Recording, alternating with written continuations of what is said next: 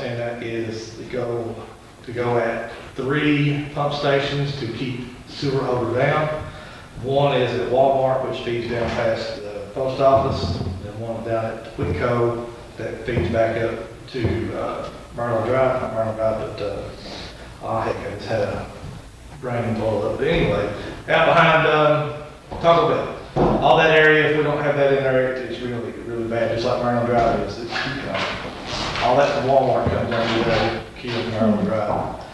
Virginia called the other day, we had to go up there and take care of a couple of things. What was that? You blow up. That's going to cost about $6,000 for, I think it's for 5,200 gallons. Now we got to buy that about every 6 months. That company is the only company that makes that chemical.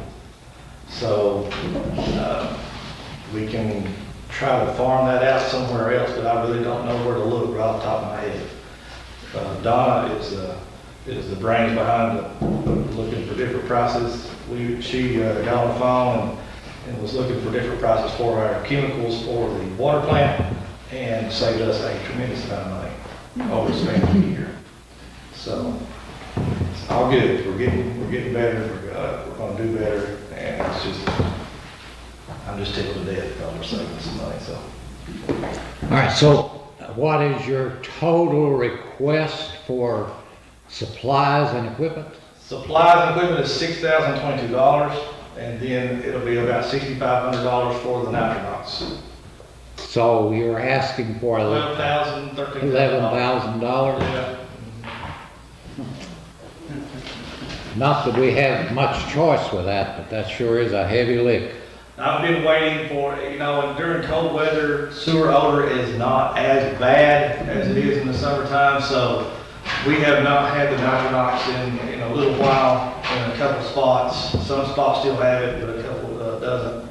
So I've been kind of just stretching it out and using some deodorizer that I had on hand, and I'm out of that now. It's time to get the big stuff. So I would recommend that you work with Jessica and Eleanor about the cost, make it as light as possible. But anyhow, I'll entertain a motion to purchase those items that Chris has talked about. I'll make the motion. Second. Motion made and seconded. And again, let me say, work with those 2 people To do it as cheap as possible. Yeah, yeah, precisely. Yeah. Work with the check writer. yeah. Yeah. Jessica don't like me very well anyway. I come in every time I need money, so Yeah. No, I try to keep stuff in to, fix whatever we have come up, and we have been very fortunate. I've had some oddball parts that never heard of before, and we've had.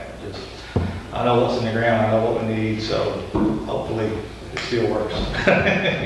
You do a good job. But thank you, I appreciate it. Yes, he does. I appreciate it. All right, all in favor of the motion, say aye. Aye. Those opposed, like sign. And the motion carries, and again, work with those. And on your bids committee, I assume that at some juncture that the 4 people will kind of get their heads together and see where they each stand, and the doctor can kind of spearhead that, if he will, and call the people in and sit down with them. Well, soon we have the copy. You'll get that. Once that's done. Is that done? Yeah, it's done. It's already done. After the meeting, I'll meet with Chris and Donna and Jessica. We'll just choose a time that they can do it. You've got them over here, so you're going to leave with information in hand. All right, the next item is, are you finished? Yeah. Well, I had you broke, so. Sorry. I try not to. Are we broke yet? The next item is the roadblock request. To whom it may concern, Whitesburg Little League would like to host a roadblock on April 6th from 9 a.m. to 12 p.m. This will be held at the lights at the Pine Mountain Junction and Rite Aid. The money raised will be to help upkeep for the fields. Thank you for your consideration of Whitesburg Little League. I'll entertain a motion to approve that road block request. Make a motion. Second. Motion made, seconded. All in favor, say aye. Aye. Yeah. Those opposed, like sign. And the motion carries. Do we have a stand, I mean, do they know they're supposed to be 18 and over, or do we need to remind? That's a part of the letter Okay, that the clerk sends out acknowledging the council's action and what the requirements are for that. They'll be getting a letter from Ms. King. Okay, the next item is, I guess, Bill, if you have anything to say, which is highly unusual.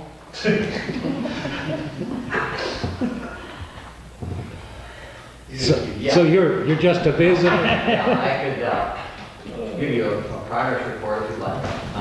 We had at Angie's financed a very high quality team of hazardous materials engineers, and they have done a report. We just got it this afternoon. It's 70 pages of about 20 of it describes the testing and the results and their recommendations, and the rest of it is just supporting material. I gave the mayor a copy of it, and I'm sure he'll be able to read it all and tell us it was in line and with his expectation. We have met on site with Chris, and it was valuable. Mayor, eloquent, and absorbed the whole very complex meeting, and then told us what we really had heard, which I think was good. And also Sarah Donaldson, who's from the wood company, 58,000 engineers and support people worldwide company that we had for this report. They were on site. We discussed with the EPA rep, what EPA in Kentucky is the Air Quality, Department of Air Quality, and he listened to the strategies that we had for removing the waste material and bringing it safely to a qualified dump, and getting the people that do that work all be certified and with certificates up to date of how to do this. And he said he would work with a contractor. He wants us to proceed with that information of the testing. It was not complicated. It was just more of what we've already learned and I've already talked to you about. But he said that we will now be ready to go ahead and bid it out. And then each contractor, remember, has a strategy, and they're all different. Each one of them has a different way to do this, and this is competitive. So he said, I will now wait for your low bidding contractor to be awarded the contract. We will get together and then devise a system of how they're going to remove it and dispose of it. And I will approve that strategy. And then reiterate that everybody has to be certified, everybody has to be clothed and masked to the regulations of safety. And the only person we haven't gotten on board yet, but he comes in too later, is the OSHA person, where he wants to see that performance to code. So I think we're in good shape. Angie and I are going to meet on the telephone tomorrow with Candace, and we're going to go through the schedule, and we're going to just do the same regimen we did last time: advertise, distribute the drawings, have a pre-bid opening. Let's see who shows up this time, and we'll be much more focused on exactly what they're going to have to do, and see.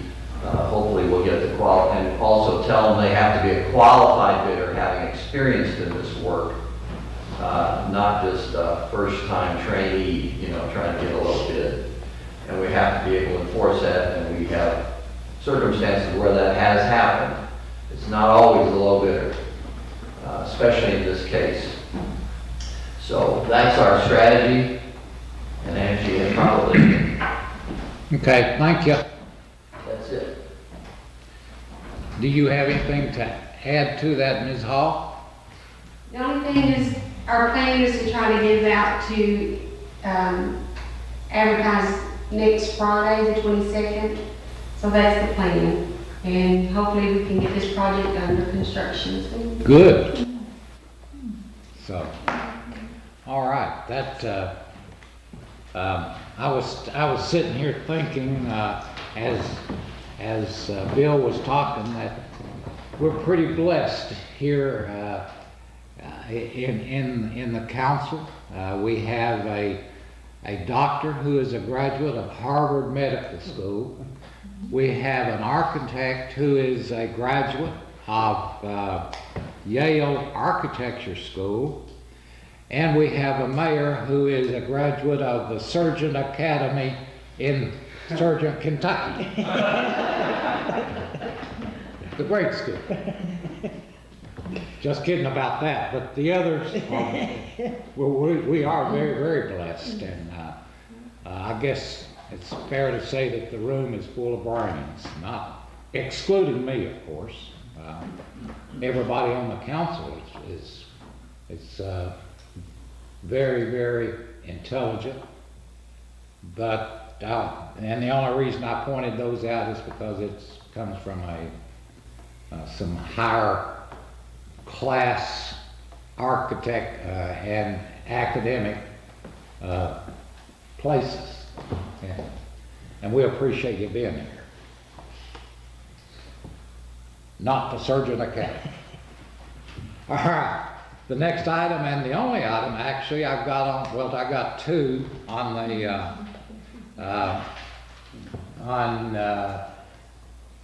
my report. First of all, we were scheduled to be off work Monday according to the proposed schedule. However, I think we should at work Monday, and so I'm eliminating Monday as a day off for all departments will be open here at City Hall in the city on Monday, February 18th, at their usual time. And the second thing is that long about now is tip-off for UK and LSU, and I'm ready to go home. I make a motion. Second. What took you so long? All right, there's a motion, and is there a second? Yeah. All right, motion made and seconded to adjourn and go watch LSU and UK. All in favor say aye. Aye. Those opposed can stay here.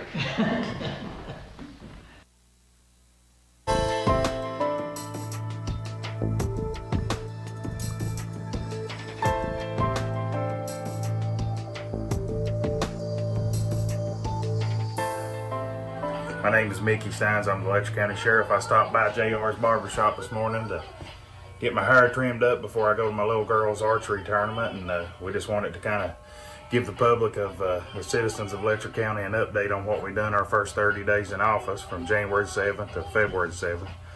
I've got the exact numbers at my house and office, but I know we served at least 117 warrants. We put 47 different individuals in jail. We served 122 civil summons. We served at least 3 Casey Law petitions. That's rehab and getting your family members assistance. And that's kind of what I want to go over this morning while I'm at the barbershop.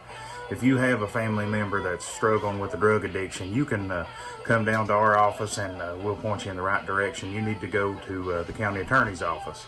A lady by the name of Angela Trent is the one that's involved with the Casey Law petition, and that is a petition you can fill out on a family member that's struggling with addiction, and Judge Mullins, our district judge, will court order them to a doctor's appointment. Once he does that, we take the paperwork out and we serve that on them, and we give them the doctor's appointment. They then, once they attend the doctor's appointment, the professionals decide whether they need in-house or counseling, in-house treatment, or they can just receive counseling sessions.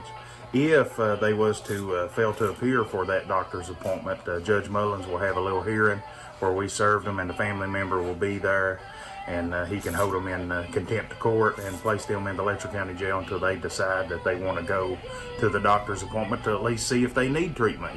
We've had several people that has went there and they've decided, hey, they don't need in-house rehab. They just need to go to counseling here local, and that's not for us to determine. That's for the professionals to determine.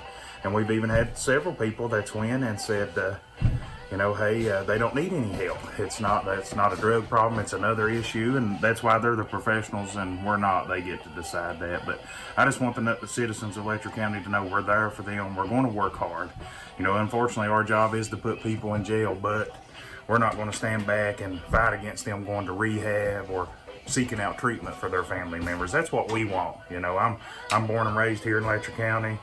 I went to Neon High School. I live in Mac Roberts currently, but I'm going to be a sheriff for the whole county, and that's what my whole office will be, and our staff will be supportive of anybody that wants to go to rehab.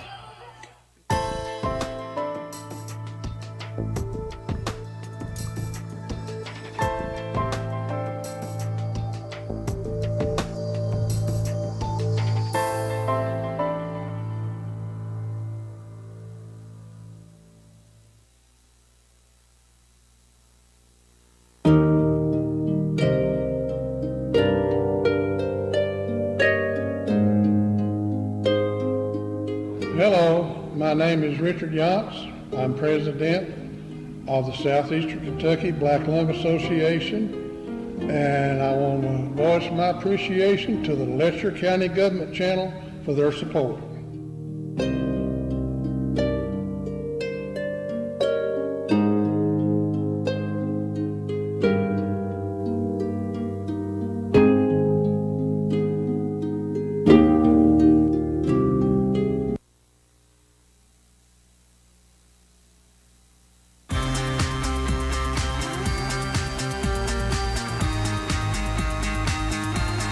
Hi, I'm Shad Baker with the Letcher County Cooperative Extension Service, and you're watching TV 98, the Letcher County Government Channel.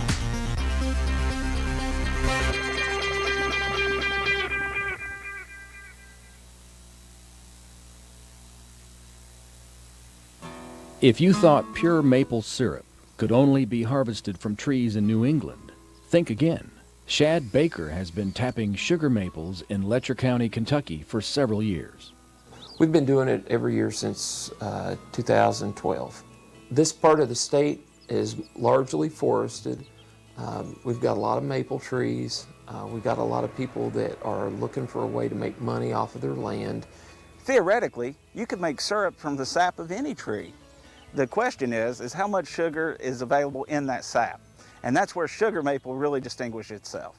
And since Kentucky has over 600 million sugar maples, this spring Baker and a group of extension agents and woodland owners went north seeking knowledge. Braving a New England snowstorm, the maple tour began at Grandpa Joe's Sugar House in Maine. These folks are from the University of Kentucky, and they're interested in doing maple syrup down there. What was attractive about Ben's operation is, to me, it perfectly mirrors the way people here would get into maple. We've probably got about 450, maybe not quite 500 taps out here with another 200 to go.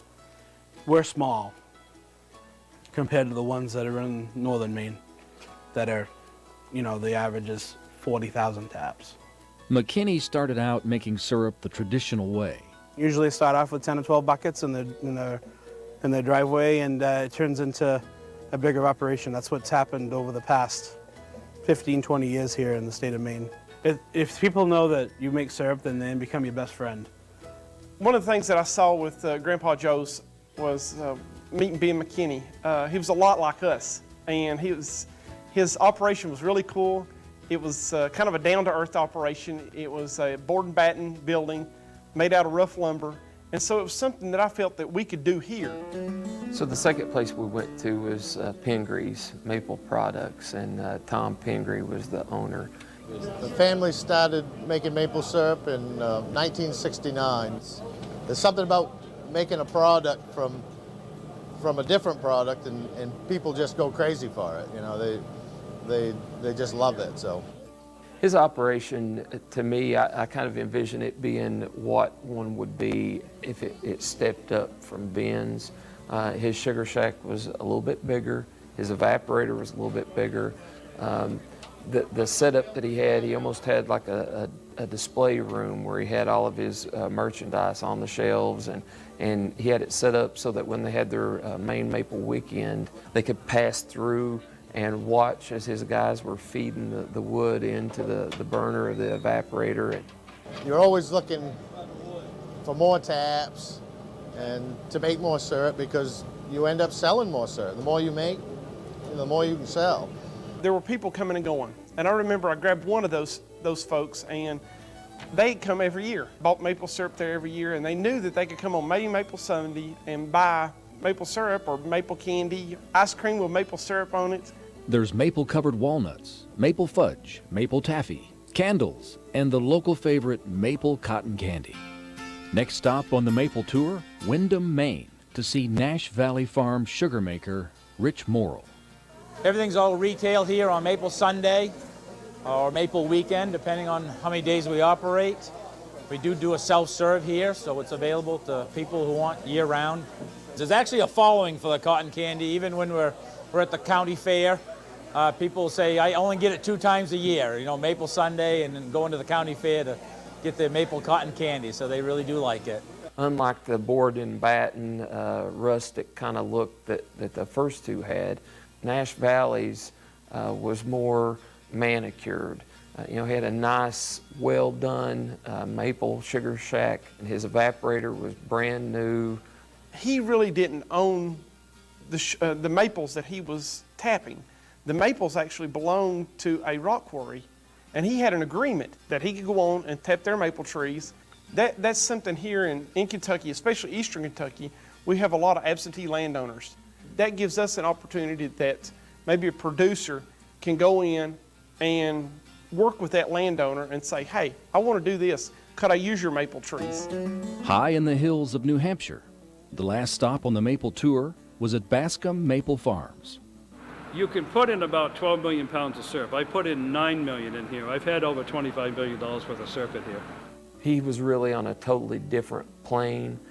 There's about 40 people working here with bottling the maple syrup and selling equipment and supplies and working outdoors, and there's another 10 people that work in Brattleboro at a sales and marketing operation. He does the bulk of the production there on his own, but he also buys sap and buys syrup from other producers that might not be interested in marketing their syrup to the public.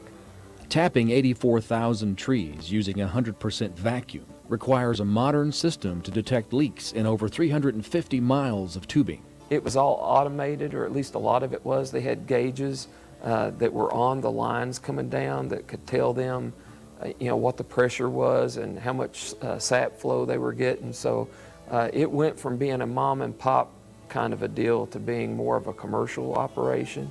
The U.S. production, they figured, is growing by at least 1 million trees a year. That's 100 tractor trailer loads more maple syrup per year additional production. So the projection is over the next 10, 12 years, the U.S. production is going to double. It was an example of best case scenario, going from just a backyard tapper to a full-scale business. Bruce had a lot of high comments for Kentucky and the potential in Kentucky, and I really like that. And so that's something that we can share with our producers that statewide, not just here in eastern Kentucky, but statewide, that there is a potential for maple syrup. While the northeastern United States is most well known for their maple syrup, we can produce quality maple syrup here in Kentucky. You can get flavors of vanilla, buttery flavors, as well as nutty flavors, depending on where and when the sap is collected. So in a real sense, what we brought back was a knowledge of how to do this in every different level. It doesn't have to be anything complicated, doesn't have to necessarily be expensive. It can be as low budget or as high end as you want it to be. It really is, can be tailored to the producer. And we feel like this is something that really has potential for Kentucky in general and specifically for Eastern Kentucky. If you'd like more information on maple syrup in Kentucky, contact your local county cooperative extension office. Welcome to the Letcher County Extension Show. I'm your host, Shad Baker, and we are outside on a beautiful February day. We just lucked out, but it is February the 5th, I think, and the Cats play today. And we are out here making maple syrup. We had a really good cold snap. Most of you probably are going to remember that we just came out of a lows around 9 degrees or so, and so that really hard freeze and then the warm up have really gotten the trees flowing, lots of sap coming out of them. And so we've got the sap, we've been collecting it out at the tanks, and then we're hauling it in here to cook it down. So we're going to pause and relocate and just hang on, and you'll get to see how this whole thing works. Welcome back to the Letcher County Extension Show. I'm your host, Shad Baker, and we have relocated from the sugar house out to where the sap is actually coming off the hillside. And I talked on the radio earlier today about the fact that you can get into this for probably $20 or so. And we've got tubing up here on the hillside. A roll of this tubing for $40. You can get an 800-foot roll. And the taps that you would put in the trees are somewhere around 20 to 40 cents, depending on what type of tap that you get. And of course you're tapping sugar maples, but you're also tapping red maples. And so up here on this hillside behind me, this is all just it's not really good saw timber woods. It was mostly maples and poplars and things that necessarily, or most people wouldn't necessarily want to cut for timber. And so we were looking. This is pretty typical. This is what a lot of the mountains look like. After a place has been timbered before, your maples come back faster, and so they outgrow your saw logs, your timber type trees. And so we end up with a lot of maple trees in our woods that don't have a lot of value for timber, and we don't want to not be making money off of that land. If you've got land, you need to be making money off of it somehow. And so this was a way to make money off of a piece of land that might not be worth anything from a timber standpoint. And to be honest with you, if you do this right, maple syrup can actually produce more money per acre than timbering it. And that's hard to believe, but that is the case. So suddenly you've taken junk trees and you've turned them into a high dollar return. You do have to make some investments though, and that would be the equipment and some way of cooking it down and some way of collecting the sap. And so I'm going to show you what we've got, and James is going to zoom in hopefully on the sap that's running out of the line here. This is a 3/16 inch line of tubing. And that is maple sap. If you looked at it real close, you would think that it was just water because it's really diluted. The sugar concentration on this, we've been testing it, and it's only at about 1 Brix. So we got a pretty low sugar concentration because these woods haven't been managed. We've not done like they do up north. We've started to, but we haven't really gotten into it like they have. They will go through and thin out the competing trees, and the crowns of the maples will get bigger then, and so they'll be able to produce more sugar in their trees. But ours, we've started doing that, but it's not been done very long, and so we've not seen an improvement in the sugar concentration yet. But anyway, So this is what it's looking like, and it's just flowing downhill. We run the tubing down. If James wants to pan up there, he can show you all what the tubing looks like as it's coming down the hillside. It's just all flowing downhill. One of these has got a sag in it because I just took this loose and haven't tightened it back up yet. But anyway, you want to make sure that your tubing is straight, tight, and downhill, and that's what keeps the sap from fermenting in the lines. It'll start to grow algae and things in the lines if it's got sags in it. So you want it to be good and tight and flowing downhill to your tanks. As far as the tanks are concerned, these are just some IBCs, International Bulk Containers, and they ship a lot of different things in these. You'd want to get either new ones or some that have new bladders in them. If it's had anything like cooking oil or anything like that in it, it's going to taint the flavor, and you don't want that. So these had been used. There's a place down in by Kingsport that makes granola bars, and so these had honey in them, I think, or corn syrup, and so both of these were safe for us to use because it wasn't going to affect the flavor of the sap. But I know a lot of people prefer to get brand new ones. Ideally, if you can find them and can afford it, if you were going to get into this big time, you would want some of these old milk coolers that hold like maybe 400 to 600 gallons. Those are stainless steel, and they open up on the top real big so you can clean them out. And that stainless steel doesn't let sunlight in, so you're not going to have algae growing in the tanks, and it's real easy to clean them if you do need to get in them. And so that's the perfect scenario, but those are expensive. All that stainless steel is really expensive, and so we went the cheap route and got these IBCs. I figure if they go bad, we'll just buy new bladders for them and not worry about it. But if you look, I think you can see the air bubbles running down the lines, and every one of these lines is flowing today, and they're flowing pretty good. I mean, I've seen it flow faster than this, but this is pretty good. And Eric just emptied these yesterday, and he emptied this one this morning, so that's why it's totally empty.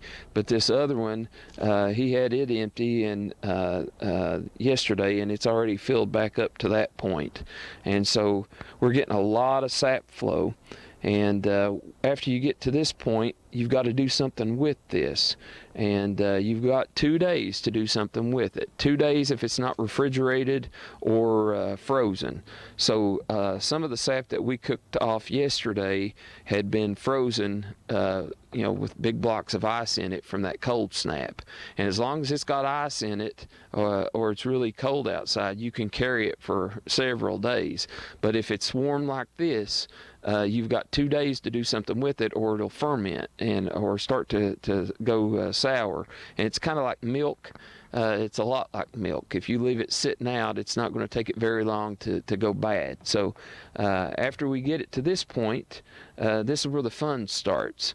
And we'll pause again, and we'll go back out to the sugar house and let you see what we're doing with it.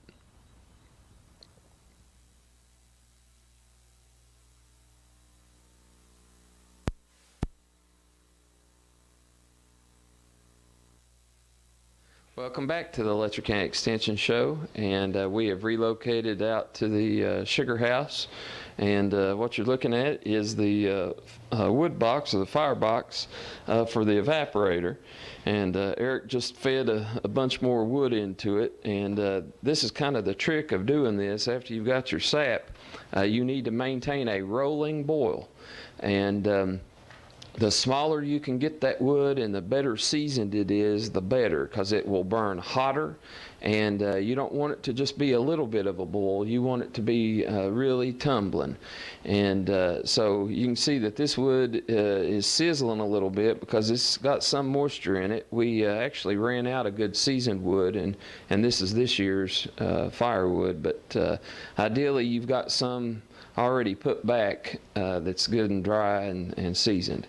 But it's a simple process. All you're having to do, I told you that it was 1 on the Brix scale, and Brix is how you measure sugar content. That's what they do for wine, and that's what they do for anything that's got sugar in it. They measure it by Brix.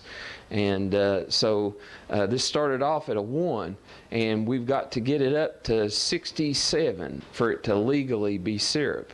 So you've got to get rid of a bunch of water.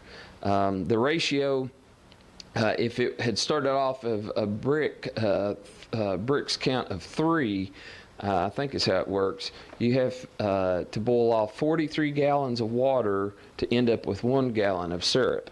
But because we're starting out at a 1, we've got 1/3 of the sugar in it to begin with, and that means we've got a lot more water that we have to boil off to be able to make syrup out of it. So this is just basically a big reservoir in the back, and it's got fins in it that would kind of put you in mind of a radiator. And what that does is it's helping transfer that heat into that liquid more efficiently. You don't have to have this. I know a lot of people do this. The Conleys and Jimmy Polly and some of them up at Jenkins, they just had an old oil drum that they mounted a tabletop on the top of it, a flat place on the top of it, so that they could set their pots right on top of that. The more shallow the sap is, the better it boils. So I know sometimes people want to know, well, couldn't I use one of those turkey basters or something like that? And you can, but the deeper that liquid is, even though it's boiling, it's not boiling off as much of the steam from it. So this is more like sorghum. You want it to be really shallow and spread out so that it's all really boiling, and there's a lot of surface area for it to evaporate. So what we've got is we've got a tank that feeds this line that comes down into the evaporator, and this is just a little float tank on it. It's kind of like the float tank on the back of your toilet. It adjusts the level of the water inside the evaporator, but it just slowly feeds more sap in as this cooks down. It feeds it in right here, and this thing kind of zigzags through and goes out on this far side into another tank, and that other tank feeds it through what's called the syrup pan. This is what's called your flue pan, and this is what's called your syrup pan. And this is where it's the most concentrated. And if you've got a really good rolling boil, this ought to be coming off of here. They told us when we bought the thing that it was capable of making 8 gallons an hour. And I don't know what they were heating with up in Vermont, but we've never seen 8 gallons an hour. I wish we could, but we've never quite gotten there. Maybe if you were starting off at a 3 already, you could do that. But anyway, we cook out here. As long as the sap is flowing, or as long as we've got sap, we have this thing running, and when it is ready to come off, it goes into this, which is a filter, and it's just there's a little liner that goes down in this kind of like a sock. And the reason why you have to filter it is there will be little flicks of stuff that build up in the evaporator, and it's kind of like when you're making candy or something, how you'll have things that caramelize on the sides or something, just little flaky things. You don't want that in your syrup. And then when you're making something that's got sugar in it, a lot of times you'll end up with something that is like an insoluble sugar, and they call that niter.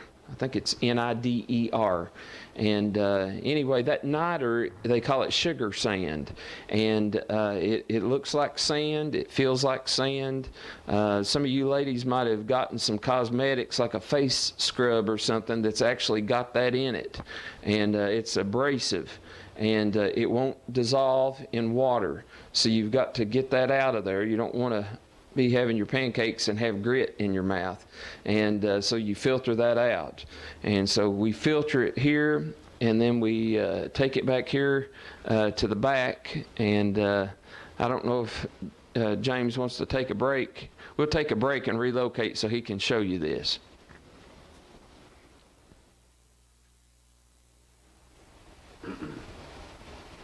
We've got Eric here working the fire for us, and it has to be worked. I know a lot of places they will actually put it on a timer, and every 2 to 5 minutes they'll be opening that door, throwing more wood in.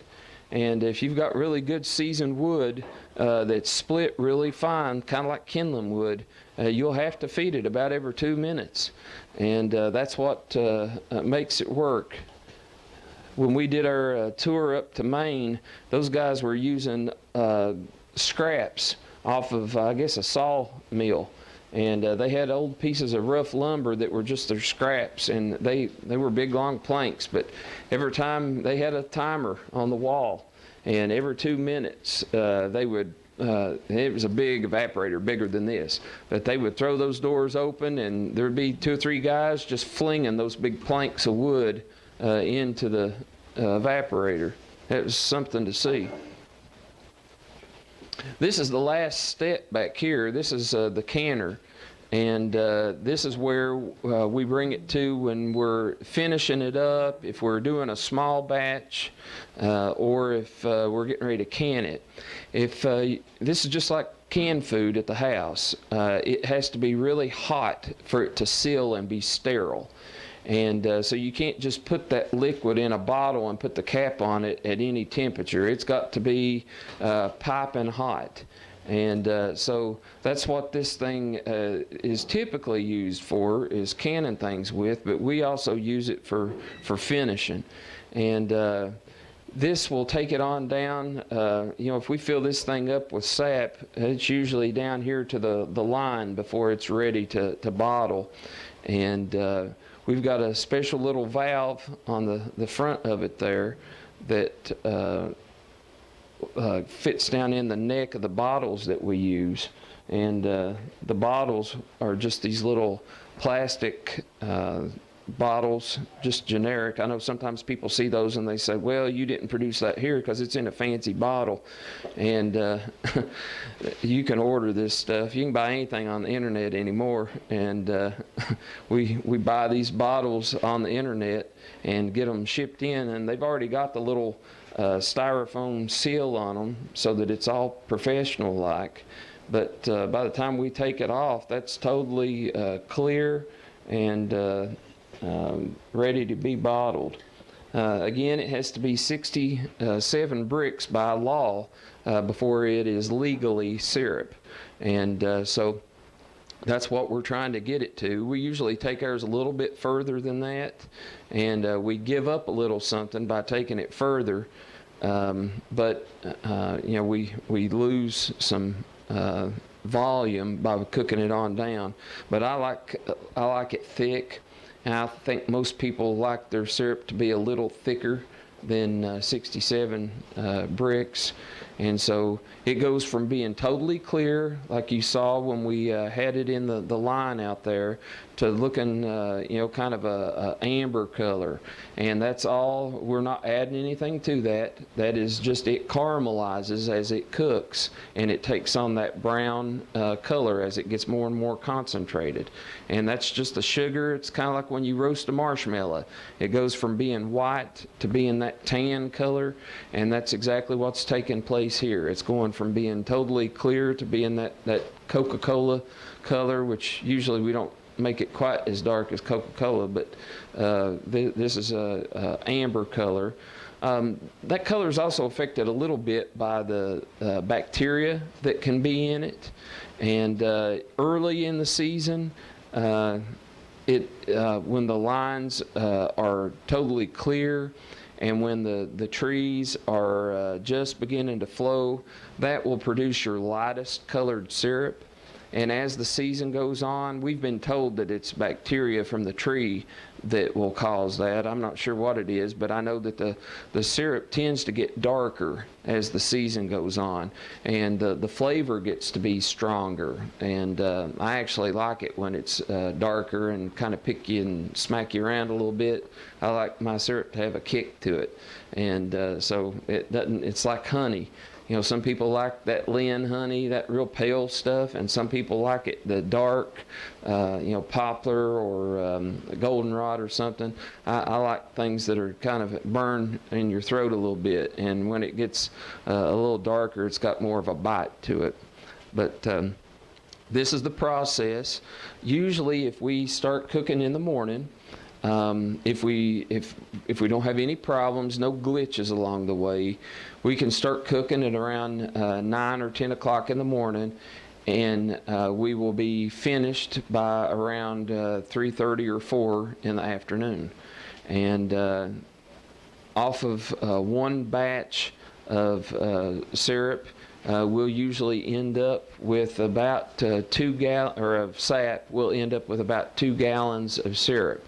And the going price for syrup is about $1 an ounce. And so if you figure that up, that's about what does that work out to? $128 worth of syrup. Is that right? There's 64 ounces in a gallon. No, there's 120 some ounces. I told that wrong. That's half as much. You'd end up with about $400 worth of syrup in a day. And so that's not bad. There's a lot of people that don't make $400 a day. I don't make $400 a day. And so that's not a bad thing to get into. And it produces enough money that you can easily afford to pay for equipment. And I know some of you might say, well, if I don't have the money to buy that equipment, how would I get it? Kentucky State University has an extension program just like ours. It's the same extension service, just that's our sister organization in the state. They have a small farms grant that is useful for something like this. Kentucky Highlands Corporation has loans that you can borrow, and I think it's like a 1% interest rate on it, which is dirt cheap. You can't borrow money from the bank for that low price. But if you have an interest, you could easily get the funding that you need, the financing that you need to buy the equipment to do this. And this is at a time of the year that there's not a lot of other things going on. And so it's a great filler as far as if you're trying to make a living off of ag. You want to try to have cash flow coming in year round, and this is something that your money is going to be made January, February, March, maybe into April a little bit. If you make candies out of it or baked goods, you could stretch it. I know the Longs that are from here in Letcher County, they're up on Crafts Collie.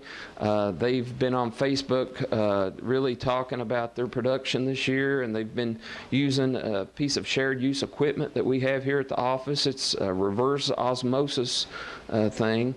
And basically what that does is it takes a lot of the water out of the sap before you ever start to cook it.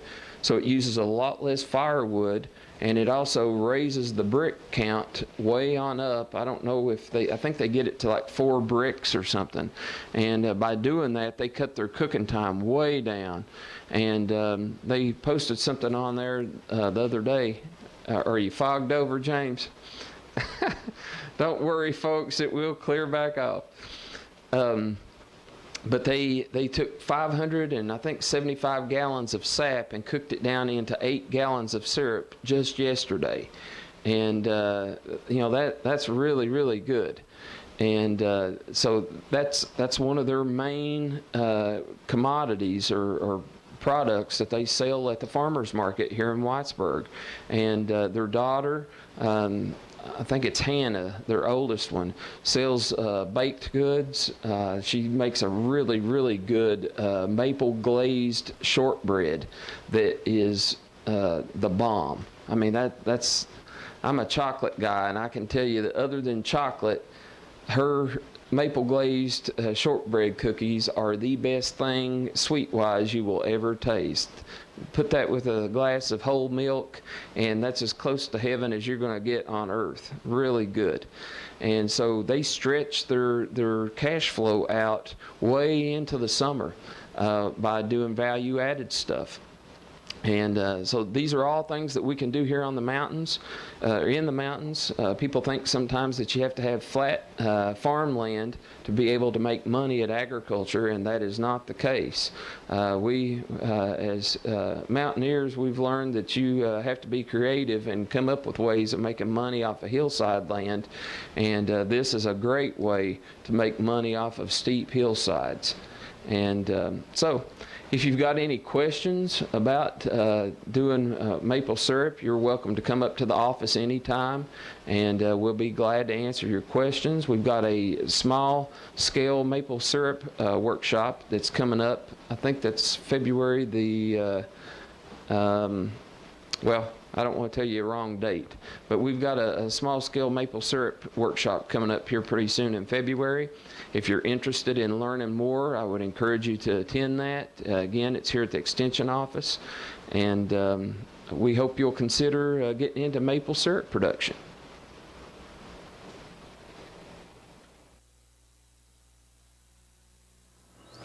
This is Tim Couch, and you're watching the Letcher County Government Channel.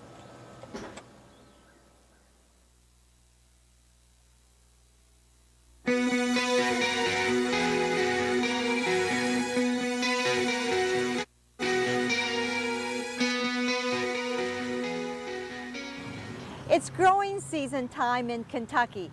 Time to visit your local farmers markets and produce stand to buy fresh out of the garden fruits and vegetables or locally produced dairy and meat. Today on It's About You, Dr. Sandra Baston, the UK College of Agriculture Extension Specialist for Food and Nutrition, shares her expertise on how to select and store fresh fruits and vegetables and how we can enjoy freshness throughout the year in our diet. Sandra, we hear the advice, eat fresh fruits and vegetables. Why fresh? And is there really an advantage? Well, the neat thing about buying fresh is that you know it's been bought or it's been picked within the last few hours, and at the grocery store, you don't know. We know that the nutrient value is best the first 8 hours, 12 hours. We know that the textures, the flavor, the smell, all of that is so much better in the first 12 hours after something is picked. And that's why we suggest that we eat fresh fruits and vegetables.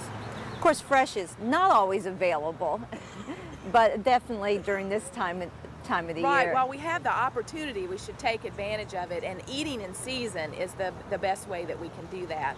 Now, we know that if we were to buy some canned tomatoes, that they would have been canned within a certain amount of time, within that frame. So I consider those fresh too. All the research says that the nutrient value is just as good as if you were to buy fresh. So if it's not available, we've got options.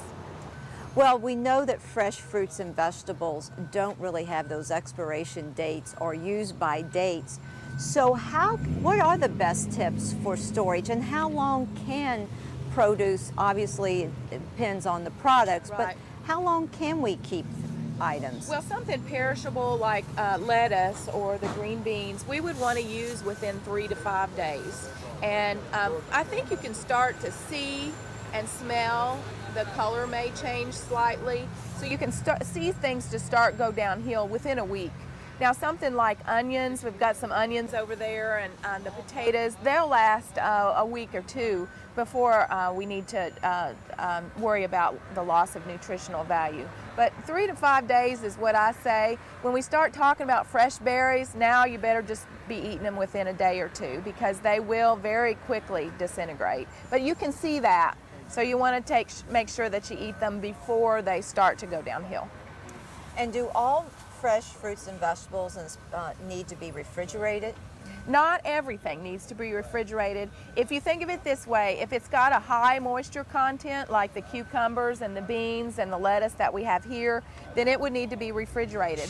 If you're talking about apples or potatoes or onions that have a skin on them, they're less likely to need refrigeration, unless you're going to end up keeping them for a long period of time.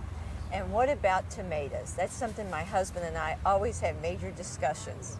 Tomatoes are, we decide whether they're a fruit or a vegetable, but really they're just good for you, and they are so delicious, especially if they've just been picked.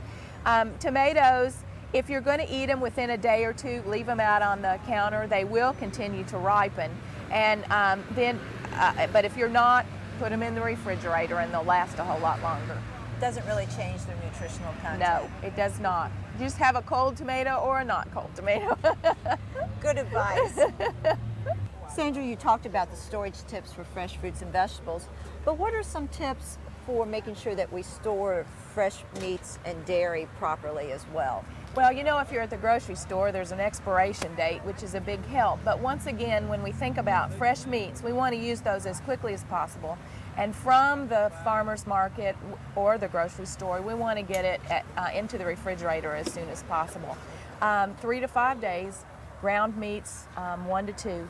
And if you can't use them within that time, freeze them. And they will freeze well. They'll hold for about 3 to 6 months. Ground meats about 1 to 2 months. And the quality will be the same, and you'll still be able to have a good fresh product when you thaw it out.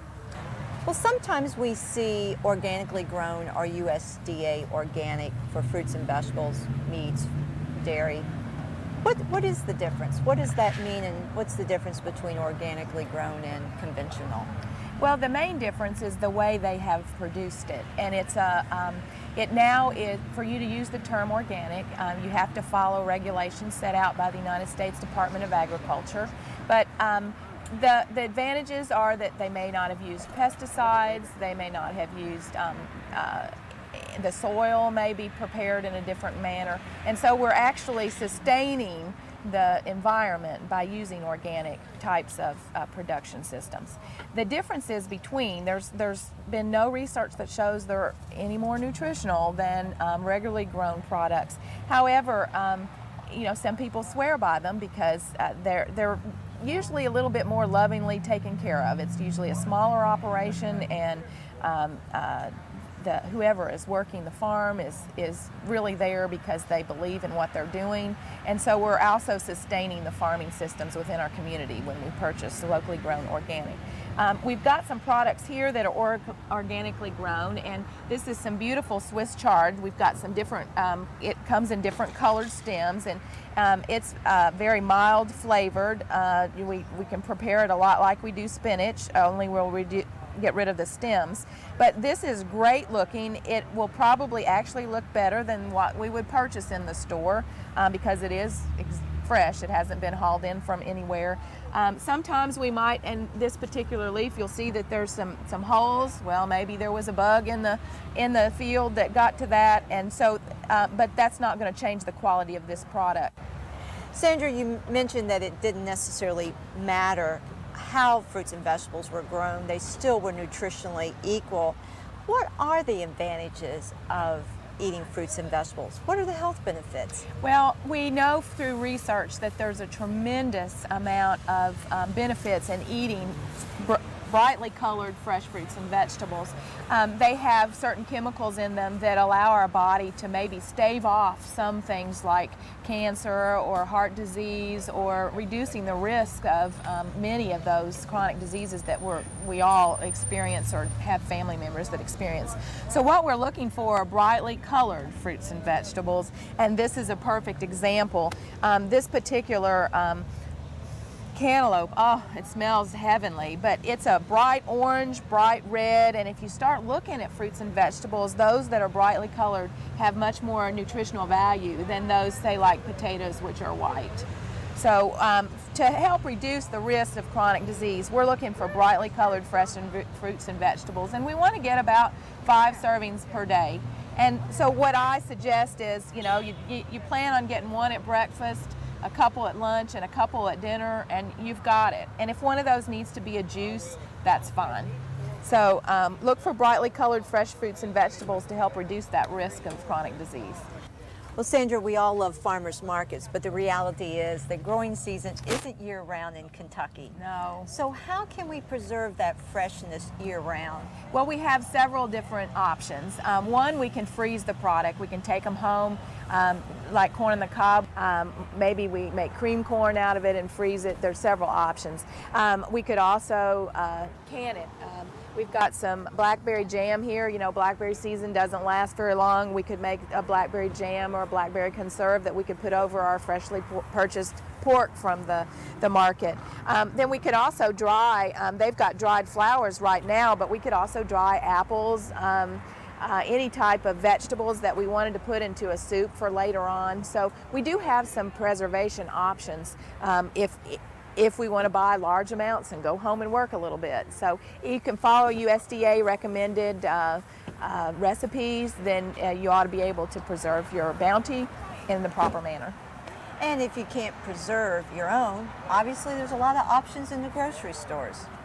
Yes, the canned fruits and vegetables are available all year long, and we know that all these major companies, they pick the truckload, they ship it to the market, and within 8 to 12 hours, it is already packaged in a can.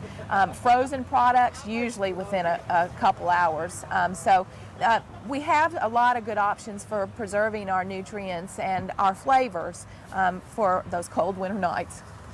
So technically, we can get fresh, just maybe in a different form year-round. Exactly. For more information about buying and preserving fruits and vegetables, contact your local Cooperative Extension office.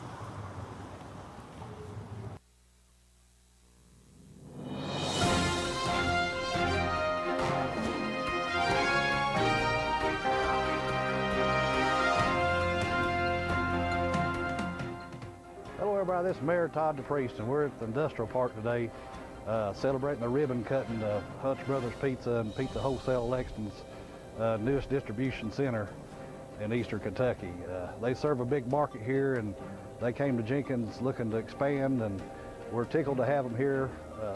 It also creates opportunity for other folks that may be looking at the park to locate or expand their business to serve eastern Kentucky to be here for the same reason.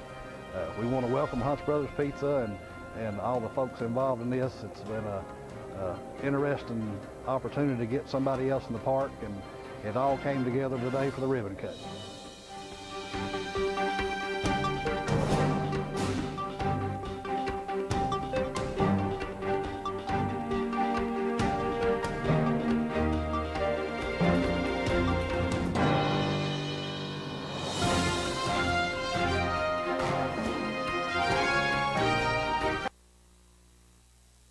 Hi, I'm Trey here at Sexton's Used Cars, where the good weather's back and the great deals never left. We've been here on the River Road in Whitesburg for over 15 years, helping you find the dependable car, truck, or SUV that's just right for you and won't break the bank.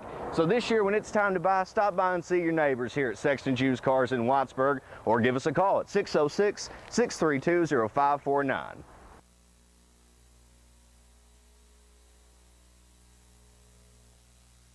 Hi, I'm Lee Adams, and I am a part of the Mountain Heritage Committee Festival, and we wanted to come and give you a sneak peek on what's going to be happening and a save the date kind of thing.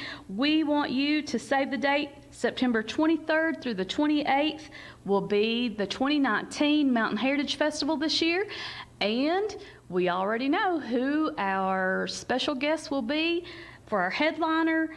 On September 28th, it will be Halfway to Hazard, and we hope you'll make plans to be there with us and enjoy the 2019 Mountain Heritage Festival.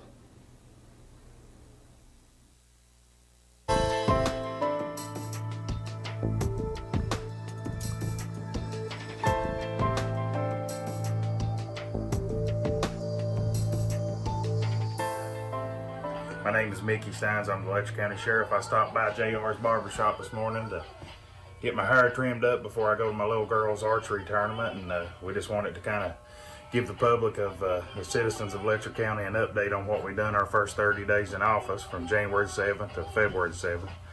I've got the exact numbers at my house and office, but I know we served at least 117 warrants. We put 47 different individuals in jail. We served 122 civil summons. We served at least 3 Casey Law petitions. That's rehab and getting your family members assistance. And that's kind of what I want to go over this morning while I'm at the barbershop. If you have a family member that's struggling with a drug addiction, you can come down to our office and we'll point you in the right direction. You need to go to the county attorney's office. A lady by the name of Angela Trent is the one that's involved with the Casey Law petition, and that is a petition you can fill out on a family member that's struggling with addiction, and Judge Mullins, our district judge, will court order them to a doctor's appointment. Once he does that, we take the paperwork out and we serve that on them, and we give them the doctor's appointment. They then, once they attend the doctor's appointment, the professionals decide whether they need in-house or counseling, in-house treatment, or they can just receive counseling sessions.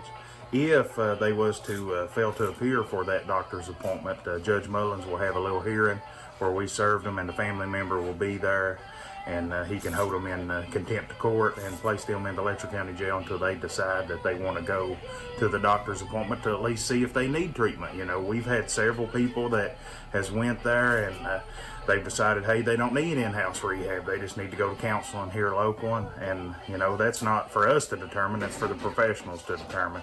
And we've even had several people that's went and said, hey, they don't need any help. That's not a drug problem. It's another issue, and that's why they're the professionals and we're not. They get to decide that. But I just want the citizens of Letcher County to know we're there for them. We're going to work hard.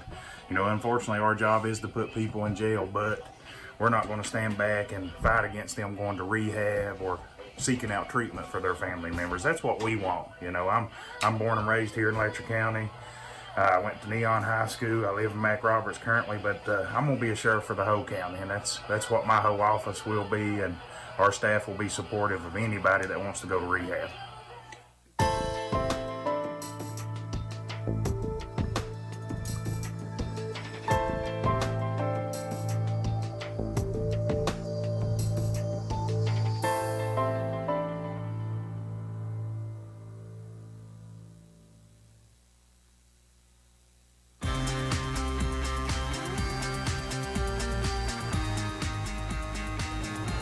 I'm Chief Tyrone Fields, and you're watching the Letcher County Government Channel.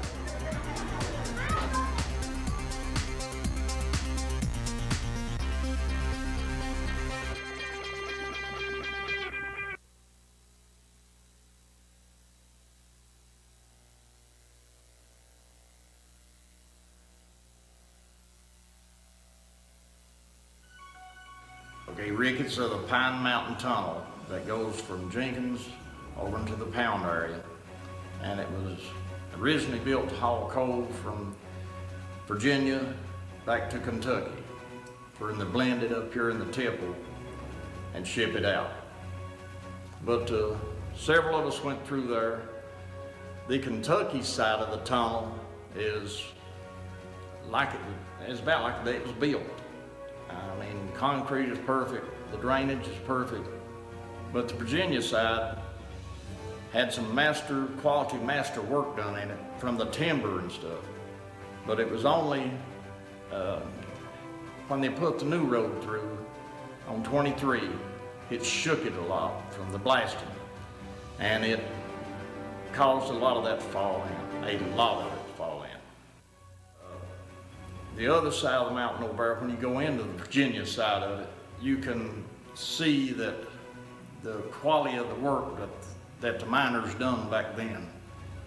And I mean, it's quality work, very quality work. I've timbered and mined, myself, but we never did have to do nothing like that. There was no way we could have done anything like that because I wasn't qualified to do something like that. The mountain itself has fell in some places. I'm just estimating, I'd say it's 150 to 250 feet has fallen in. And that's a lot, I mean a lot. Because it's estimated about 12 to 14 foot to the top of the tunnel. And some places, I know we was at least 100 foot above that, maybe more. It's hard to estimate when you're back underground like that and you just got a battery light. We went through it actually just to see if it was able to be reopened. And some people asked us to go check it out. It did, yes, it had some part.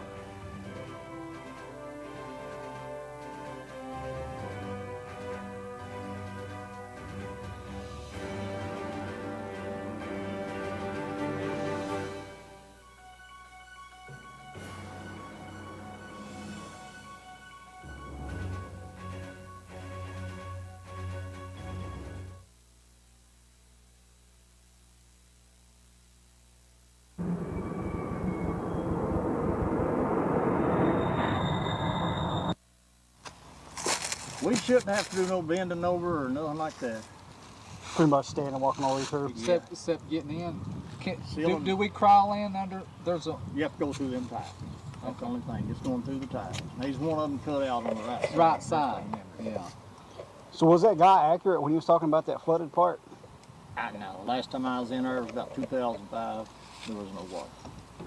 At the first, when we go through the tiles, there's some water back up right there. Yeah, I remember seeing that standing water, me and Adams Now, over how here. my shoes are ankle.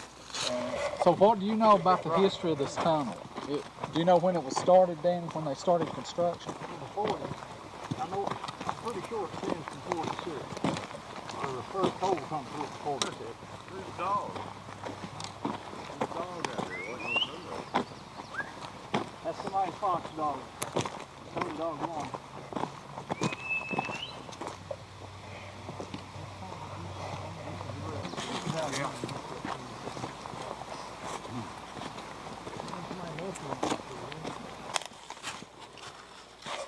Can't wait to get in that coup now. It's wetting down now. I thought that cut was a lot higher than that. Looks pretty low. Palm Mountain Tunnel, I think 47 to 48.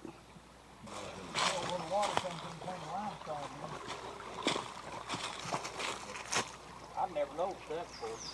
Cave, huh?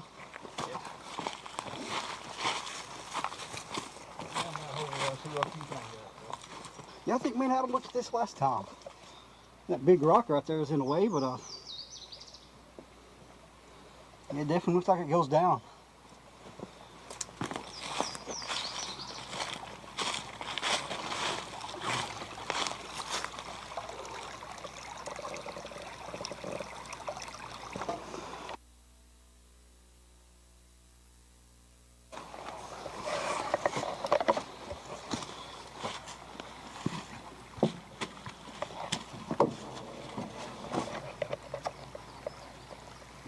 I believe it's going to get wet in it.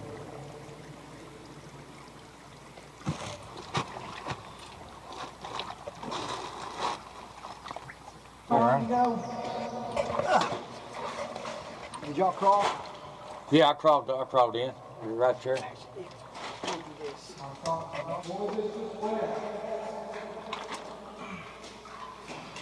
I should brought some gloves. Well, I had no spare out there. I didn't think to ask you. I didn't think it would need them.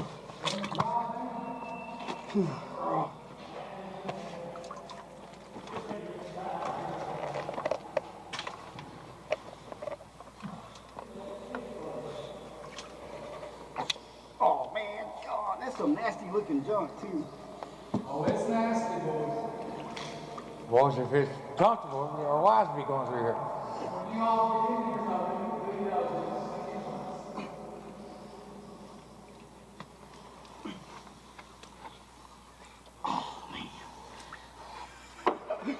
Whoa, that's actually deeper. Yeah, it is right, well, right there. Before we come this way, it's not. Yeah, we'll walk that shanty right there. That's where the. Let you get right here, though.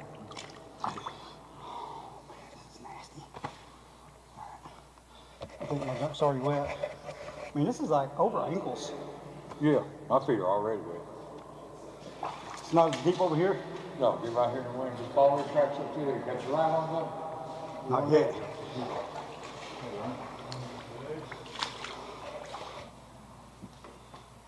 I'm probably gonna fall head first. No, you're not. No, just bring your leg through.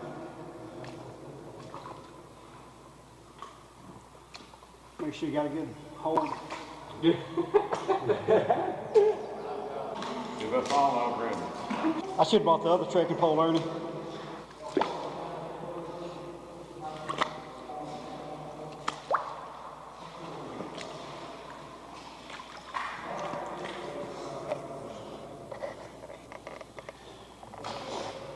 I guess just follow my tracks, Ernie.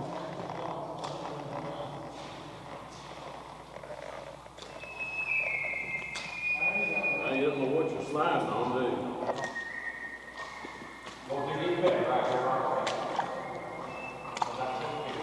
So it only seems to be the thickest back at the entrance. It says a good foot, probably 12 to 16 inches deep. And it's a thick consistency. It's like mud. It's really not fun to walk in.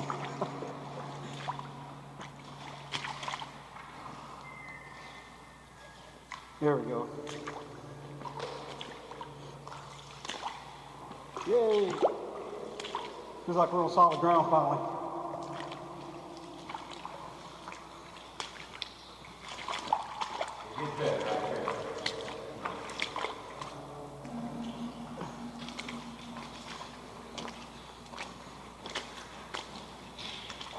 Huh.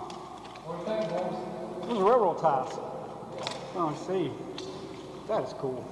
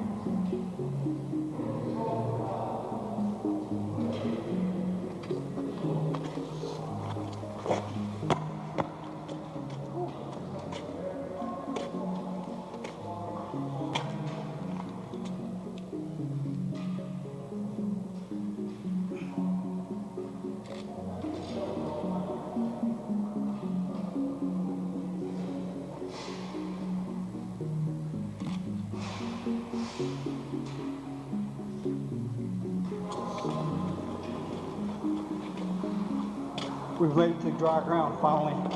You can actually start seeing the remnants of the old rail bed, the cross ties. And this tunnel's approximately 3/4 of a mile long. We do know that there are roof collapses further in. I guess we'll see when we get to there. But hopefully it's supposed to be safe enough for us. We've not gotten to the rough bit yet, but if there's any skepticism about us continuing on, we're definitely going to call it. So far, the Kentucky side, it's solid. The roof is completely fine. This bit, yeah, I need to go up here and catch up with the guys. Let's see what they're checking out.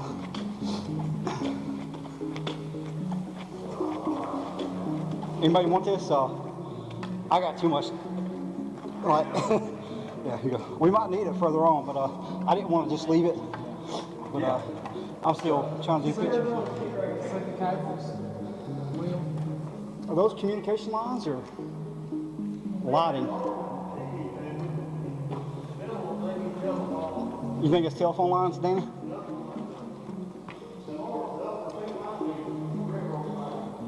Oh, that's a safe hole. Yeah, you got the way to the train, huh?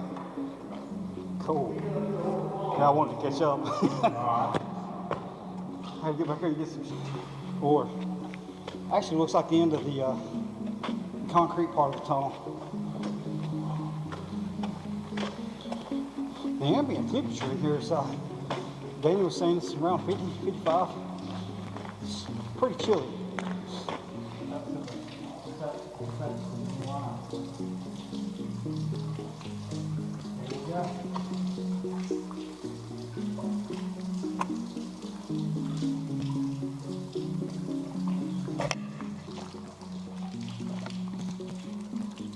Virginia, Kentucky line.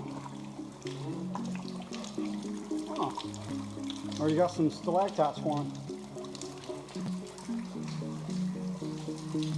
Boy, I hope that roof's okay.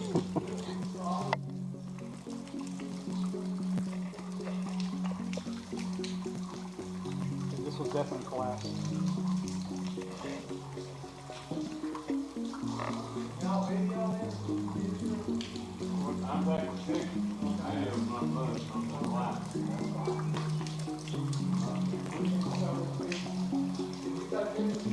Yeah, I'm doing it. Hey, James. All right, thanks. I need something to focus in on. All right.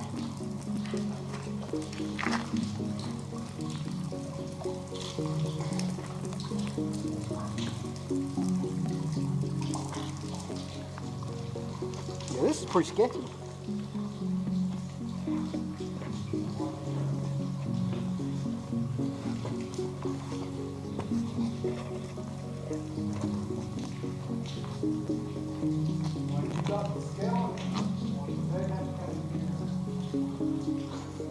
Don't be talking about skeletons in here. I sure hope we don't see that. Say the rails are still here. Yeah, that's unbelievable.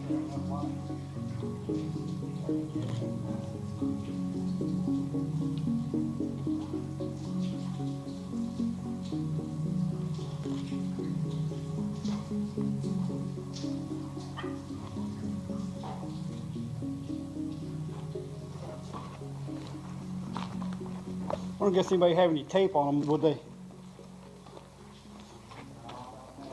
Black tape or string or like to tape this light on this rig.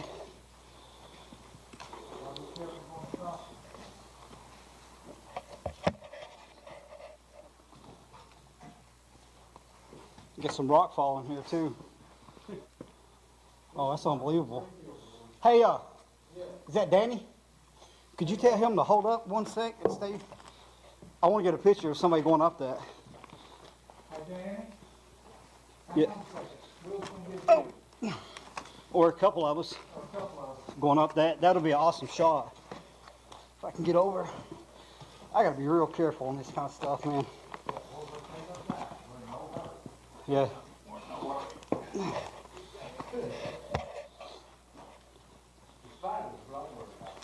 Whoa! Spiders. Kind of stinks in here. God, dude.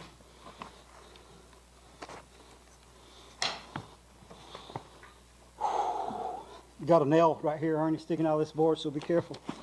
Come around this big one.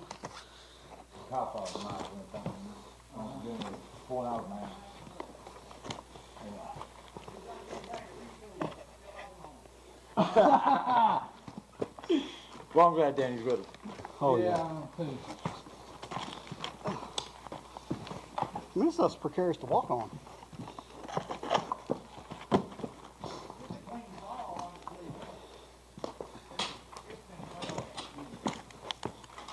Somebody's been in here.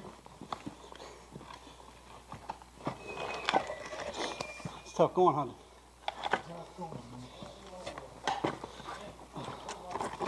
Whoa! Careful now. Yeah, this stuff's loose.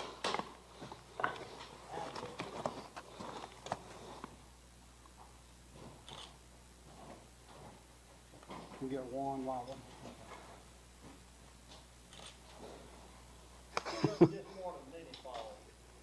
Wow.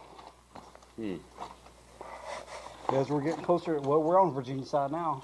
Well, the thing I want to know, why does Virginia decide to do such a lousy job? Yeah, really. That's what I'm saying. This place closed down within 2 years of opening.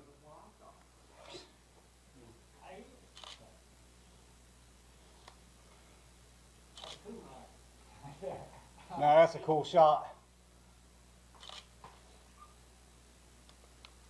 All right, one more. This limestone we're in is 400 million years old. Well, I've got some fossils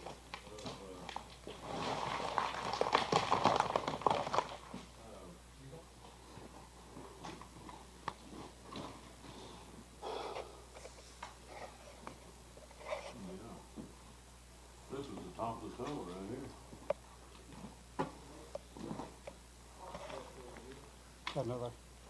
Got another hill to climb, don't we?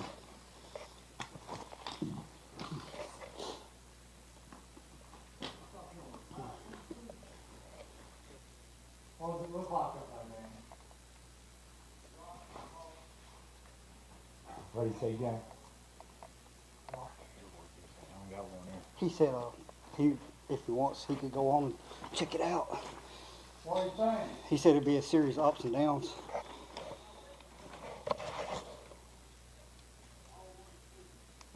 Well, how far do you think we've been? I'm gonna say we're at least halfway. What do you think there, Jack? I don't think so. Close to half a mile.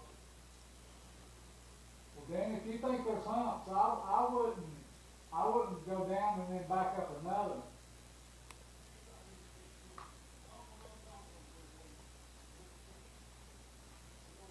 Dick was right. I didn't dig.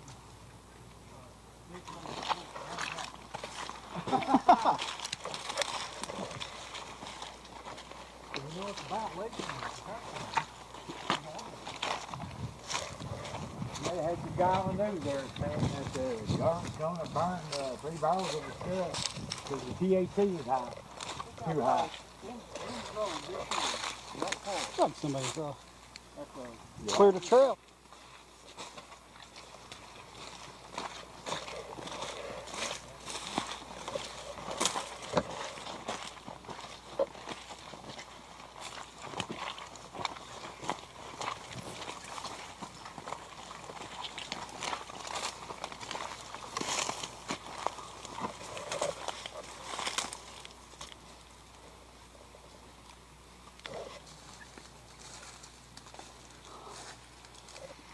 That's good. Almost there.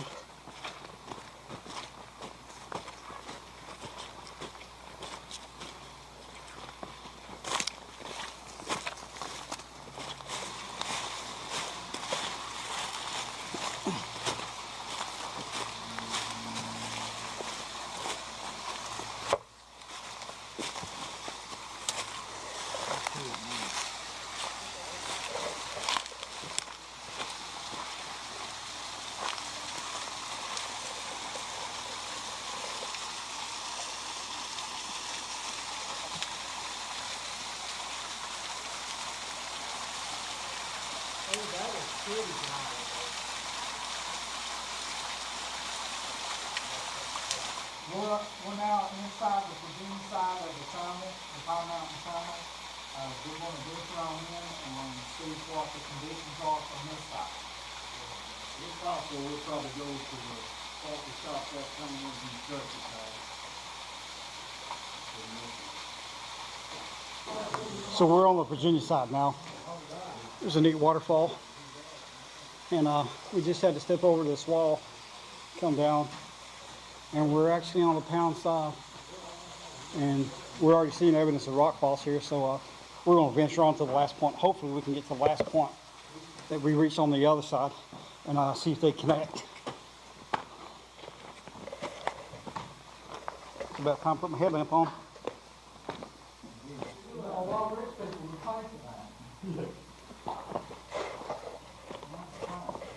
I hear water. You think it's flooded on this side? You think it's flooded on this side? Hard to say. Bloop.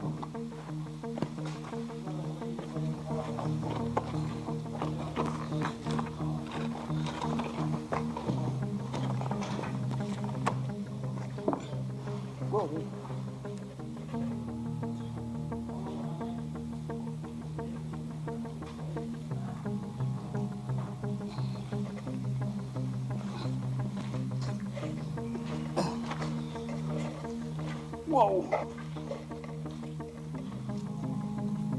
It's almost like quicksand through here.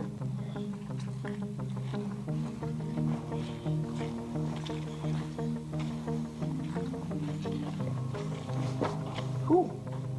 Glad to be back on solid ground again. It's not too bad through there.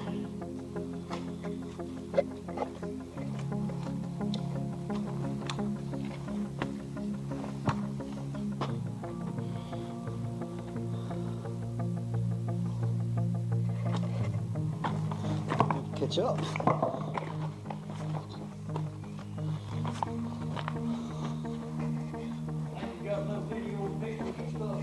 I hope it's. Yeah. So what was the verdict back there? I mean, is it doable? Just a lot of water, a lot of this thing.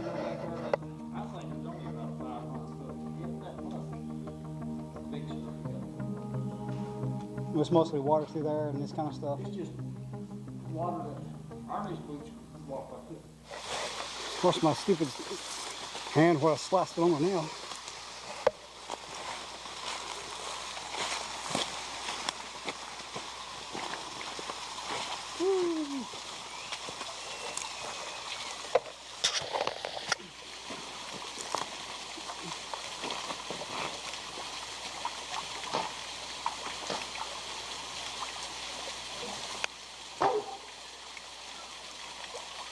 Oh man. Yeah, man.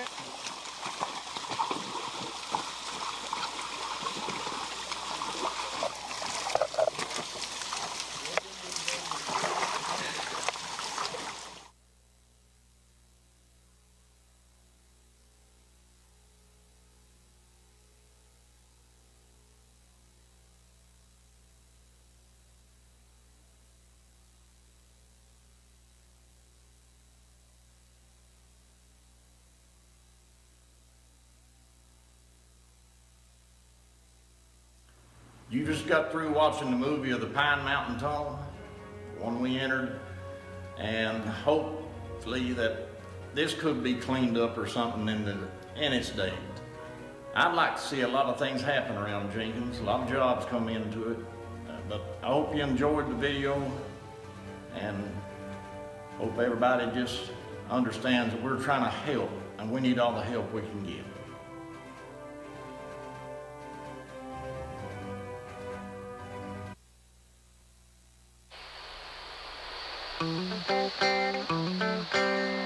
This is Matt Jones from Kentucky Sports Radio, and you're watching the Letcher County Government Channel.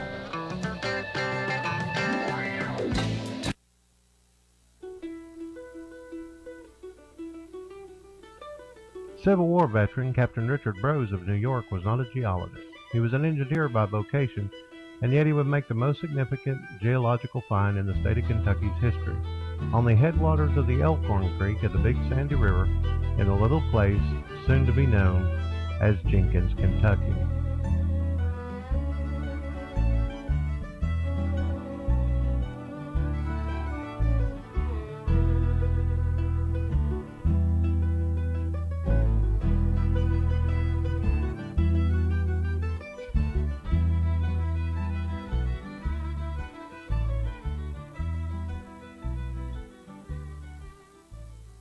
Located in Letcher County, Kentucky, on the Virginia border along US 23, is a sleepy little town called Jenkins. At first glance, Jenkins looks like any other coal camp town. However, because of its history, topography, and geology, Jenkins is a very unique place for quite a few reasons that do not come readily to the eye. It is nestled at the foot of the 126-mile-long Cumberland or Pine Mountain, and within its city limits is the headwaters for two rivers. Jenkins itself sits on the headwaters of the Elkhorn Creek of the Big Sandy River. However, just across the rise, as you travel to the top of the Cumberland Mountain, is the head of the Kentucky River. Traveling on up the mountain, one cannot escape the way that US 23 was cut into the mountain itself. It is officially recognized as a distinguished geological site by the Kentucky Society of Professional Geologists, and is considered to be, quote, one of the most remarkable exposures of rock in the entire eastern United States, unquote. The cut itself displays an extraordinary outcropping of nearly the entire section of late Devonian, Mississippian, and early Pennsylvanian stratigraphy. At the top of the mountain is a natural gap with deep historical and geological significance. It is officially known as a wind gap because no streams flow through it. The gap is now called Pound Gap. However, it was named the Soundy Gap on its discovery by Christopher Gist in 1751. But to the locals in the early 1900s, it was known as, quote, Old Cumberland Gap, unquote. After its discovery, it was used for decades by hunters, including Daniel Boone, as an entry point into Kentucky. And by the late 1700s, many pioneer settlers, especially from the western counties of Virginia, made Pound Gap their main point of entry into Kentucky, because the two rivers at the foot of the mountain were used as highways, leading to the heart of Kentucky or to the Ohio Valley. Originally, a series of Indian trails led to and from the gap. However, in 1817, construction had begun on the Mount Sterling Pound Gap Road. The road was constructed and improved at state expense by local contractors using picks, shovels, and horse-drawn graders, and before the Civil War had become eastern Kentucky's main highway. The road was primarily used in the iron and salt trade. However, it was also used to drive horses, cattle, and hogs raised in central Kentucky to the livestock markets in Abington, Lynchburg, and other Virginia towns. During the Civil War, Pound Gap was used by both the Union and Confederate armies. The Kentucky 5th Infantry under Confederate General Humphrey Marshall built breastworks and a camp consisting of 60 log huts capable of accommodating about a dozen men each, along with 10 commissary buildings and one large house used as the headquarters for Major J.B. Thompson, the commandant of the post. On March 16, 1862, General and future President James Garfield routed the rebels at the top of the mountain with a flanking maneuver and burned all the buildings after the battle. Later in 1864, during a raid toward central Kentucky, Confederate cavalry under John Hunt Morgan forced a small Union detachment from Pound Gap. Later, Morgan would also use the gap as an evacuation route out of the state. However, all that aside, the most unique thing about Jenkins, Kentucky, is that in January 1910, it did not exist. Yet within 15 years, it would go from a pasture with a few log houses to a modern city of 10,000 people. This amazing story begins 133 years ago. Captain Richard Brose of New York became involved with the search for minerals beginning with the early development around the Oil City area in Pennsylvania. He later went to California, and after an unsuccessful venture to find gold and silver in the Sierras, Brose came to the lower reaches of the Big Sandy River in 1881 in the interest of Horace Walbridge, a prominent merchant and railroad man of Toledo. He started his search near Louisa, not liking Cancer Awareness Month. If you're over 45, March is a great time to see your doctor for screening. Colorectal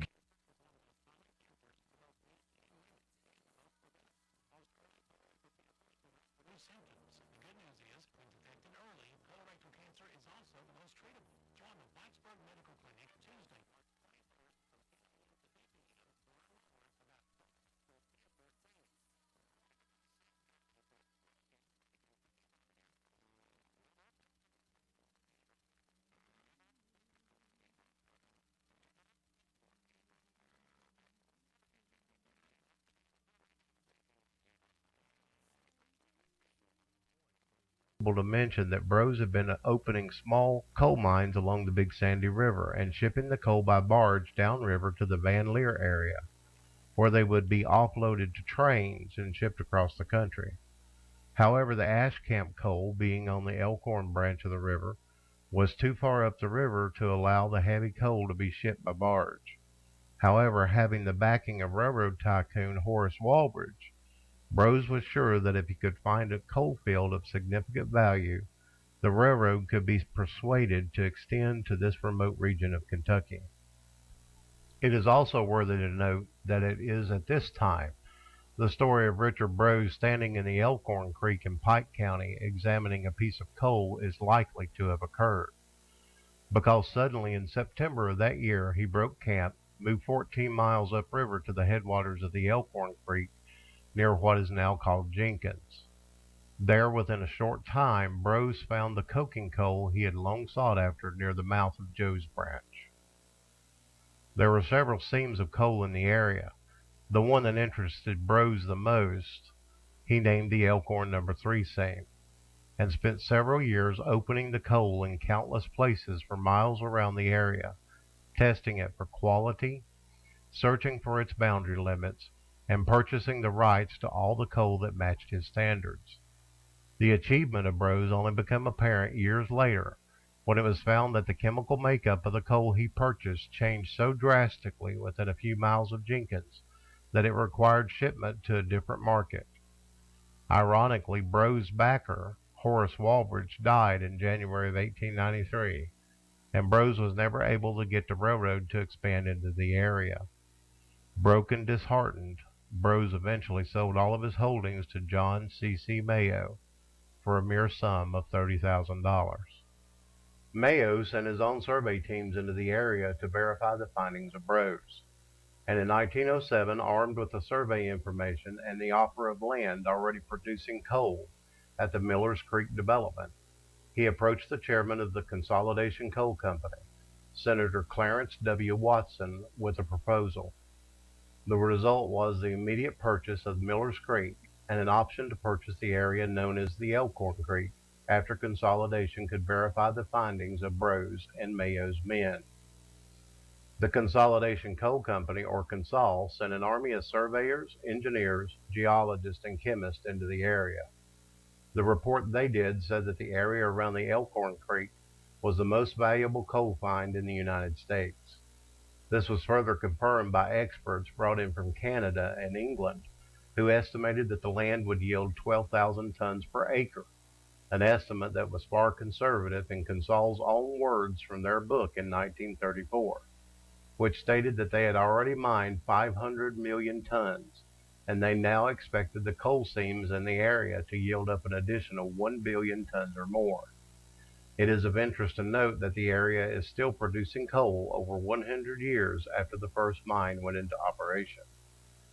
In the spring of 1909, having the reports in hand, Senator Watson convened a meeting of Consolidation's board of directors and financial backers, along with John Mayo and others from his Northern Coal and Coke Company. The particulars of the meeting are unknown. However, shortly thereafter, Consol went into negotiations with the Lexington and Eastern Railroad Company to extend their railway line approximately 100 miles from Dumont near Jackson in Wolfe County to a place known as Wright's Fork on the head of waters of the North Fork of the Kentucky River. The interest of Consol on Wright's Fork had to do with the survey report finding that the coal there ranged from 7 to 19 feet thick with an average height of 14 foot. However, after a survey done by the L&E Railroad, they reported that it would be late 1912 to early 1913 before the job could be completed. At the same time, Consolidation invested heavily in the Sandy Valley and Elkhorn Railroad. In 1902, the Baltimore and Ohio, or B&O Railroad, trying to compete for Kentucky timber and coal with the Chesapeake and Ohio, or C&O Railroad, issued bonds and started construction on the Sandy Valley and Elkhorn, or SV&E Railroad, from Shelby, Kentucky, now known as Shelbyana, to the headwaters of the Elkhorn Creek. However, by 1909, only 10 miles of the railroad had been completed. Although Consol's investment would greatly speed the construction of the SV&E, the rail would still take over a year to complete. Because of its remoteness, the situation in Letcher County was unique. Other than a few farms and the small town of Whitesburg, the county had no settlements of any size and a very small population.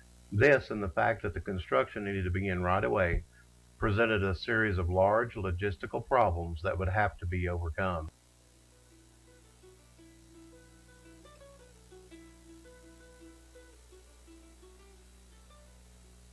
January 1910.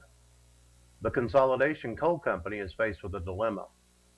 They had purchased options on 100,000 acres of land that, according to 4 separate survey reports, was the richest coal field in the nation. Land that, as far as transportation was concerned, was cut off from the rest of the industrial world. Being at the headwaters of 2 rivers, it had no navigable waters, and the roads were little more than trails through the woods.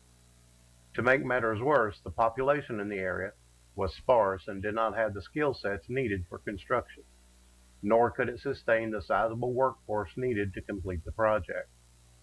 2 railroads had been contracted to extend their lines. The Lexington and Eastern had the furthest distance at 100 miles. However, the wide floodplains along the banks of the Kentucky River would allow the construction to move along at a quick pace, but it would still take almost 2 years to reach the coal field.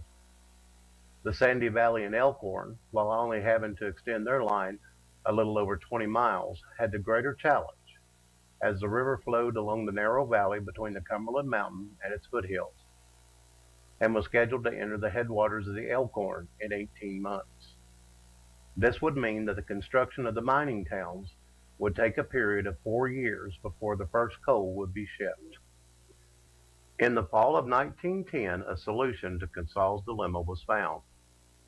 8 miles across the Cumberland Mountain, near a town called Pound, Virginia, there was a little used spur of the Interstate Railroad, or the IR&R, through a connection at Glamorgan, Virginia. The interstate was a short-haul operation providing transportation of coal from several of the mining operations in Wise County, Virginia, to the L&N Railroad at Appalachia. A year earlier, Interstate's parent company, the Virginia Coal and Iron Company, had acquired financial backing to extend their line and make a connection with the Norfolk and Western Railroad in Norton, Virginia. Consol would pay to have the interstate spur extended 4 miles to a spot near present-day Elmira, Virginia. It is to here that Consol would have the work crews, supplies, equipment, and construction materials shipped and unloaded, then transported across the mountain using wagons and sleds to the first construction site, a town they would name Jenkins in honor of George Carroll Jenkins, a Baltimore banker and one of the directors of the Consolidation Coal Company. Mr. Jenkins and his wife, Catherine Key Jenkins, were from 2 of Baltimore's most prominent families. For nearly a century, the Jenkins family ran Jacoby & Jenkins, Baltimore's most prestigious maker of sterling silver. His wife was a great-niece of Francis Scott Key and heavily involved in Baltimore society. As a young man, Jenkins served in the 52nd Regiment of the Maryland National Guard, and in 1862 he left his father's business to serve as a private in the Confederate Army, 1st Maryland Cavalry, Company C. At the time of his death, he would be one of the oldest Confederate veterans in Maryland. After his father's death in 1882, George Jenkins became director of the Savings Bank of Baltimore and the Merchants Mechanics National Bank. Later, Mr. Jenkins would become a director of the Atlantic Coast Line, the Louisville and Nashville Railroad, and the Safe Deposit and Trust Company. He was also a director of United Railways, the Baltimore and Ohio Southwestern Railroad, the Canton Company, the Maryland Life Insurance Company, and the Consolidation Coal Company. However, in 1909, Jenkins had approved of a loan for a company in Virginia so that they could extend their railroad line and make a connection with the Norfolk and Western Railroad in a little town called Norton, Virginia. By this time, the Consolidation Coal Company and John Mayo had finally agreed on a deal for the lands. Although the actual purchase price is unknown, the deal Mayo made with Consol was extraordinary for the time. Typically, coal camps consisted of a company store and shanties used as housing for the miners. However, Consol was to build, quote, modern cities with all the amenities of the 20th century, unquote, for the miners and their families, and the stores and services of these cities would also be open for trade with the local population. Consol would also pay the miners 35 cents per hour, in addition to the customary scrip, to encourage trade with the local towns and bring prosperity to the people of the mountains. Mayo and his associates would also become major stockholders in the Consolidation Coal Company. A total of 12 deeds were made out for the lands. 6 were signed in November 1910 after the planning and the construction crews began arriving on the Elkhorn Creek. The other 6 were signed in February 1911 after the construction had begun. Within a few short months, tent cities were erected on both sides of the mountain as the construction crews began pouring into the area. The first crews arrived before the rail spur could be finished. These 2 crews went to work on both sides of the mountain, expanding the road across the mountain and through the Pound Gap.